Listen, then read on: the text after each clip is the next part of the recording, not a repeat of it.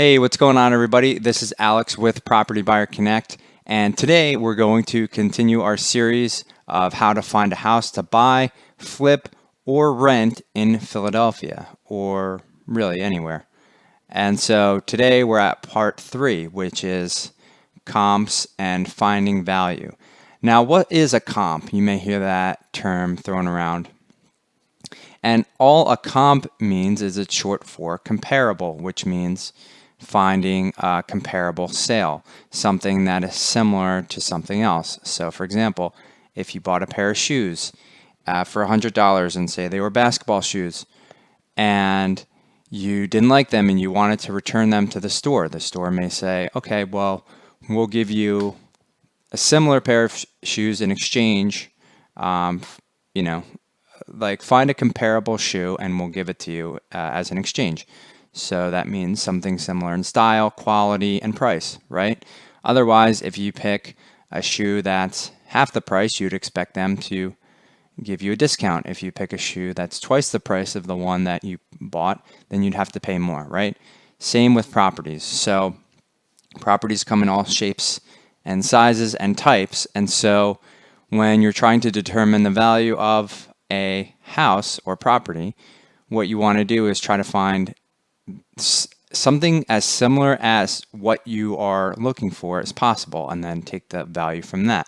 Now, there's a couple more things that you need to consider when you're looking at a property versus a shoe, right? So a property, as everyone says, location, location, location. So we're going to really focus on the location of your comparable properties as a main factor in determining the value, because as you know, as you move from neighborhood to neighborhood in a city, it really can affect the value of the price depending on a variety of factors. So location is going to be key here. And again, besides location, you want something that's similar in build quality. Does it have newer materials? Was it built recently? Was it upgraded recently? All those things. So here we are. We have our comps and finding value spreadsheet. Now I'm just going to run you through how to determine the value of, say you're buying a house off market, meaning you just found someone. So you found a house, you contacted the owner, now you need to make an offer, right? Well, what do you need to offer them? So there's a lot of different strategies and methodologies that you could use, but to keep it simple here, I'm just going to use something that's common across the industry, which is what I would call the 70% rule. So what that means is you take the after repair value of, or ARV, of the property. And what is the after repair value? So no matter what condition the property is in now, the after repair value is what the property would be worth if someone came and appraised it. So say you have a blank, what we call shell house that has nothing inside of it, and it needs all the work in the world to get it to look brand new, right? What would be the ARV, or after repair value, of the house after you did everything you wanted to it? It looked perfectly. It was ready to hit market. Say you were going to sell it to someone, right? That's typically the price that like a retail buyer would pay someone who's getting a mortgage using an agent, right? So for our purposes, let's just say the house is $150,000. Now, you want to take 30% of that right off the bat for closing costs, holding costs, and profit. So in any transaction, you're going to have closing and holding costs. Closing costs meaning just costs to actually get the deal done. There's going to be county fees, city fees, fees associated with purchasing the property, right? There's going to be holding costs like insurance and utilities and that sort of thing that you're carrying throughout the whole time that you have the property. And then, of course, you want to build in profit, right? Because what's the point of doing a project if you're not going to create a profit, right? And different people have different profit margins. Profit may mean profit after you sell it, or it could mean profit that you're looking to get back in terms of when you keep the property and refinance, you want extra money that the bank gives you to reward you for doing all this work, right? So let's just say we take 30% off the ARV to account for that. Then you want to go, come up with your repairs. So the house needs a lot of work. In this case, it's $50,000 of repairs. And then if you did the work to find it, right? If you did the work to find it and you want to make a fee for finding it, you want to build in your fee here. Now, there's different rules and regulations in each city and state. So of course, check those regulations first before doing any sort of, transaction like this, to make sure it's legal and you have all of your paperwork and everything. I know in Philadelphia specifically, to do quote wholesale transactions, you do now need a license, and we are a licensed wholesaler, so just something to keep in mind. So we have our ARV, we've subtracted these three things, and these three things happen to add up to $100,000. So that's what our offer amount is going to be. So say I found this house and it's in bad shape, and I think it's going to be worth $150,000 after I do everything to it, and I think 50 grand is about the amount I'm going to spend on repairs. Maybe your offer amount would be $50,000, and you may say, wow, that's really low. Or the person that you're trying to buy the house from says, oh, that's too low. I know houses that are going for $200,000. The thing that a lot of people don't see is what happens in the background. So, a lot of people say, oh, well, you're just making a lowball offer and this and that. In some cases, yes, people are making lowball offers. In other cases, especially in a competitive market like this, you really can't afford to make a lowball offer because there's going to be someone that's going to pay more. And that's what's kind of great about having kind of a free market to help determine the price that people are willing to pay. So in this case, your offer amount is going to be $50,000 on this house. Now you can go over that. Just know that you're going to have to concede one of these three things in order to get to your goal. Okay. So that's sort of just a basic way of valuing a property. I'm not saying you should do that for every property. And once you start to get to know transactions and you practice this a lot, I would recommend just practicing this like 100 times on different properties and just see what you get, or asking other people who've done this, what was your ARV, what were your total costs, and maybe they'll share that with you, right? So that's a simple valuation. And now we get into comps, right? So for example, if someone, if you were going to look at houses that were, say, brand new, and you want to determine like what is the average sale price of a brand new house, right? Because say you're like, well, I don't even know what the ARV of the house I'm looking at is, right? Like, what do properties in the neighborhood go for?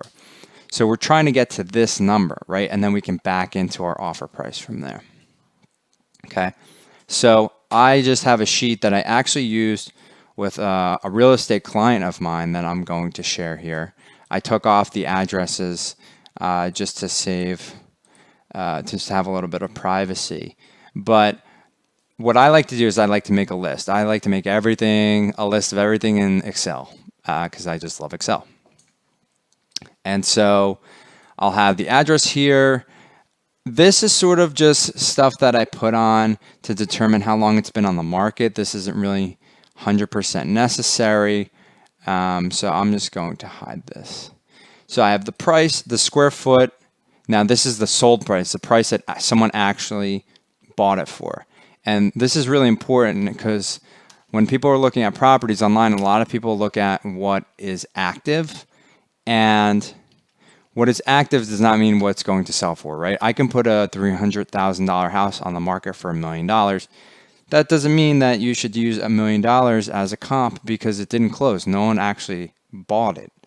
So you really want to look at the actual sale price closed deal. So these are closed deals. This is the square footage you can pull. And then what I do is a simple price per square foot calculation, right? So you just take the price divided by the square footage and you get your price per square foot. Okay. So let me just make sure these were hard coded. Okay. And then I have bed, bath, and comments. And I like to put comments in here about the condition. So you'll see here. And all of these are comparing it to the subject house. So what I was doing here was I was trying to determine what the fair value was to make an offer on a house, an actual offer for a client of mine. And so I said, well, this one has a bigger backyard than this one. It has a half less bath. It's nicely done on the inside and out except for one bathroom. And I put no permits on file. What that means to me is I value a house that has permits pulled on it for work more because I could tell that usually if you pull permits on a property to do construction versus not, I trust it more because then the city has to inspect it and you usually have a more legitimate contractor and the work is more vetted. So that's just a note I put in there. Modern updates, larger backyard, wider, 1 block away, permits in 2012. Nicely updated, no permits, 1.5 more baths. So as you could see, the square footage comes into play, the beds, amount of beds comes into play, the baths, how updated it is, the what the inside looks like, what the outside looks like, and of course, location. So you could even put here how far it is away, but in my mind, I know that all of these three are, I had a map of where they were and I knew they weren't too far away. Okay. So I'm just going to show you how to start getting into the rhythm of looking up comps online. Now, if you have access to an MLS service, then you may already know how to pull them, or you can teach yourself kind of how to do it on there. All the different MLS services are a little different. We use Bright MLS as of now here in this region. So I'm just going to show you using public websites here like Redfin. And let me just drag this into the shot here. Okay, so I just typed Philadelphia into redfin.com and I'm just looking at houses for sale. Okay, so I just zoned in on a map here, Kensington, Port Richmond, Philadelphia. And let's reset here. So now I have all of these houses, okay? And what I want to do is apply filters. So I'm just going to use, even though this is from a different neighborhood, it doesn't matter. I'm just going to apply some quick filters, right? So what do you want the end property to be, right? So let's pretend we want it to be a 3-bed, 2-bath. And maybe that's how it is already set up, at the house you're trying to offer on. So yeah, of course, when it's done, it'll still be a 3-bed, 2-bath. So you can go over here. Let me just pull this in here. You can go over here to this more filters, and you can just start applying your filters. You can do 3-bed, 3-bath, like only 3 beds, only 2 baths, right? And I only want houses or townhouses because that's mostly what we have in Philadelphia, right? All right, so that immediately narrows down what we're looking at here. And status. So these are all active. I don't want active. I want closed. So I'm going to switch off this for sale button. And now you see this sold button comes on. Very, very important that you do not want to be looking at active listings. Now you can pull 3 or 4 comps that are sold and pick an active listing just for a reconfirmation, Is the price really right? Or maybe the comparables were from like 6 months ago and you think the market's changed. You just want to get a pulse on what the price is right now, like what people are asking. That's fine. You can pull in an active one. But for right now, we want to look at sold, okay?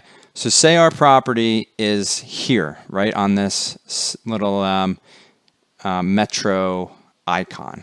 Okay, so this is your subject property. Now, the most important thing is you want to stay as close to your subject property as possible. So sometimes there'll be a filter, I don't know if we have it on here, where you can only go so far, away from this, like a half a mile or a quarter mile. In this case, I'm just going to eyeball it, right? So I know, for example, houses in this neighborhood are different than this neighborhood, right, over these train tracks. So I know that if I immediately start looking at houses over here, I have to account for the location difference. And if you don't know exactly what that is, then don't even go there. Just stay in this direct area.